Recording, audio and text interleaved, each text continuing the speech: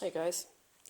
So today we're going to make some vanilla extract from scratch using just some really simple things. This is vodka in here. You could use Everclear, you could use rum, you could use spiced rum. There's lots of different kinds of alcohols you can use to make an extract. And here are some killer vanilla beans. I have a new source for my vanilla beans. And I also got some of this really neat something I'd never even heard of before, vanilla bean paste.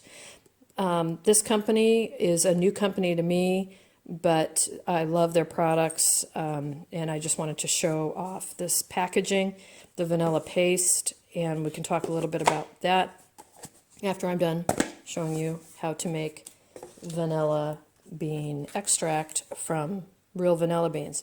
Now, we could buy imitation vanilla bean flavoring from grocery store, but it's not very good. You have no idea what the heck is in it, and it just doesn't really taste like vanilla. You know what I mean?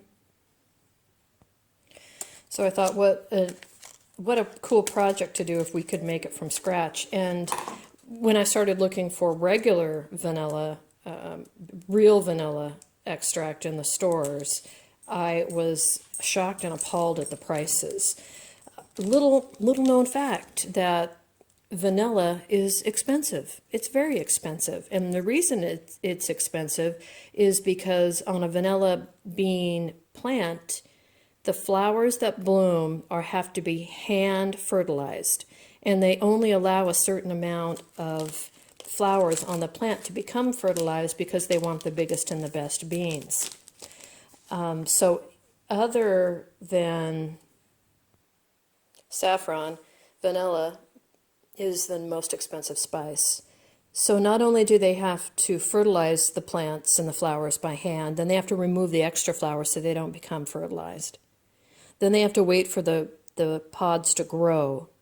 Then they harvest them by hand because you can't have a machine harvest something so delicate and beautiful. I mean, it's leathery, but you don't want to have it get chopped up, right? Because you want to do that yourself. Anyway, I'll link to some more information about the curing process, how long it takes to grow. I mean, this is a hands-on deal, and that now I think to myself, oh, okay, that's why it's so expensive. And because it's so expensive, there are some fraudulent sellers on the market I have unfortunately discovered. People will sell you what they call a good bean, and you get it and it will snap, or you'll get it and it will be super, super skinny, or it won't be long enough, it'll be half this length. So I was just really happy to find Stavron Trading Company, and they happen to be in my state, which is one reason I wanted to buy from them. So here it is. Here's what we have. We have our beans. Now, on their site, they also have a kit you can buy that comes with the perfect amount of beans. It comes with the right size bottle. It's not this bottle. There's another bottle. It's got their label on it, so you know when you need to reorder, who you're reordering from. They've got a Facebook page. They've got a web page. Anyway, I'm going to link all that information. But the people there, I had some questions about whether I should vodka or Everclear. And the folks there were super helpful and walked me through every step that I needed to do to make it. Even though I hadn't bought their kit, they let me know how I could make it with whatever I had at home. So it was just really nice, and it was really easy. So the suggestion is 5 or 6 vanilla beans. Oh, and their recipes are all online, so even if you don't buy their product, you can still access the recipes to make many things like vanilla extract, vanilla paste, vanilla sugar, which we're going to make after we do the vanilla bean extract. And we talk a little bit about the paste in the future when they get their Mexican vanilla beans. And these are Madagascar, which are perfect for this function for me. It's a very, like fine wine, vanilla beans, the different types of vanilla beans have different attributes. Some are smoky, some are nice and floral. But anyway, I can link all that information for you. So, of course, I followed the instructions, and I looked up the information. And additionally, I'm a YouTuber, right? So I went on YouTube And I looked up a bunch of videos, and there's a million different ways to do a million different things in YouTube, right? So the most popular way to do it is just to put your beans into a vessel and add your alcohol. Because these are a superior bean, in my opinion, you can see how tall those are, right? They come out the top. So I'm going to need to cut these. I'm going to cut these right in half with my trusty scissors. And it smells so good in here. Some people will cut the length of the bean, and that way you get the bean, little vanilla bean seeds, you know, floating around in there. Some people leave them whole, and the reason they leave them whole, like Ina Garten, the chef, because when she's done making her vanilla bean paste, she will squeeze this out. Vanilla bean extract. She will squeeze this out, and it's a paste, and she can use that directly into cookies or something like that, rather than allowing it to float around freely in here. So I think I'm going to do some in half, and and whole, and I'm going to do some in half and cut them lengthways, which means already I've decided to change my mind on what vessel I'm using, but you guys know I do that a lot. This is a quart. I'm going to now go get 2 pints. Ta-da. All right, so I've got these that are just cut in half. I'm going to go ahead and just pop them right on in this smaller jar. And then these I'll put in this jar, but again I need to cut in half, but I think I'm going to try just to bring it down lengthwise.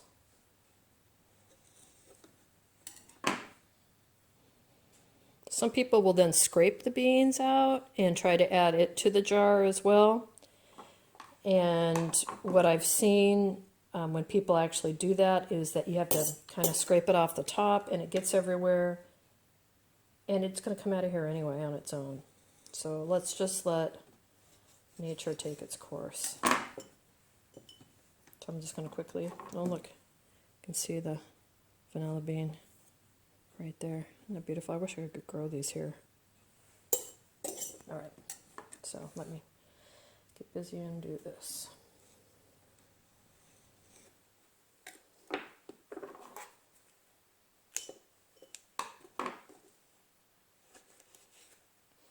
I'm going to try to make, like I said, some vanilla sugar when I get some more of these beans after this. And I am also, for you diabetics out there, I'm going to try to make some vanilla bean sugar using monk fruit and erythritol mix.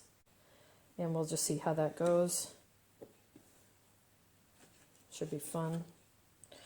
And finally, just talking about the beans, there are quite a few health benefits to vanilla, you know, and who doesn't love vanilla?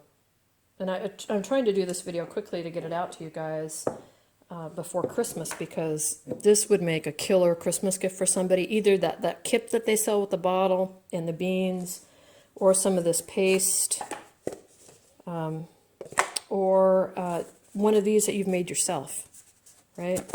And this is, I think it's about 1/10 of the price as buying this new. Ina Garten, when I was talking with her earlier, she has a quart size bottle that she says she's been using for 30 years. She filled it up with about 25 whole beans, and then she will just take off, you know, as much as she needs, and then she'll refill it with vodka or Everclear or bourbon or whatever she's using, and she tends to use vodka, and then wait 6 months, and then take off more, and then fill it back up. And she says it's like a perpetual vanilla. I don't see how the bean could keep giving that much flavor that long, but I don't know, maybe it can. All right, so I decanted this vodka. You can use any kind of vodka you want. You just need to make sure the beans are covered.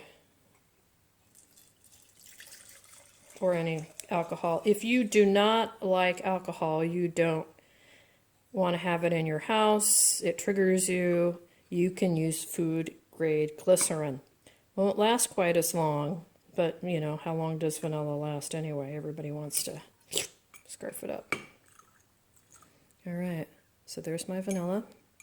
covered. Let me go get a couple lids.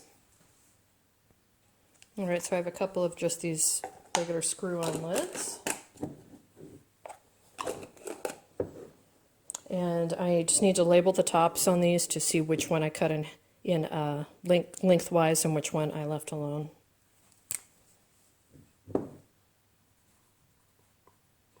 Cut half, size 11, 17. Left alone, which just only has to mean something to me, right? 11, 17. Now every day for a while I'm going to want to come in and give it a shake. So you do want to have a little headroom in there. You want to have stuff move around. Give it a little shake, give it a little shake, shake, shake. And then make sure your lid's on tight so you don't get vodka everywhere, just like I did. And you can see, I don't know if you can tell, but the water is already starting to change color just a little bit. And I can see beans escaping. You can also hear that vapor locking. And it's just pretty. So once you're ready to give this away, you could, put something over the top, tie a ribbon on it, give people instructions, or like I said, buy that kit. So that's how we do vanilla extract, you guys. Let me know if you have any questions. I should talk about care. I forgot to talk about care. The care and the love of your extract while it's being made. The directions say shake it up once or twice a week for about 8 weeks, and then you can get into it. I'm a fan of longer is better. I've seen some people on YouTube recommend up to 6 months, even up to 18 months of just leaving it alone. But those people tend to use less beans, and frankly, watching the beans that they're using, I think they're less quality beans. Sometimes they're snappy. They're not like a good dried leather. So I'm going to start tasting this after about 8 weeks, but I suspect I'm going to wait a good 6 months shaking it and giving it a shake every couple days. I like to watch my stuff change, with our ferments and stuff. We're always checking on those, so we'll do that.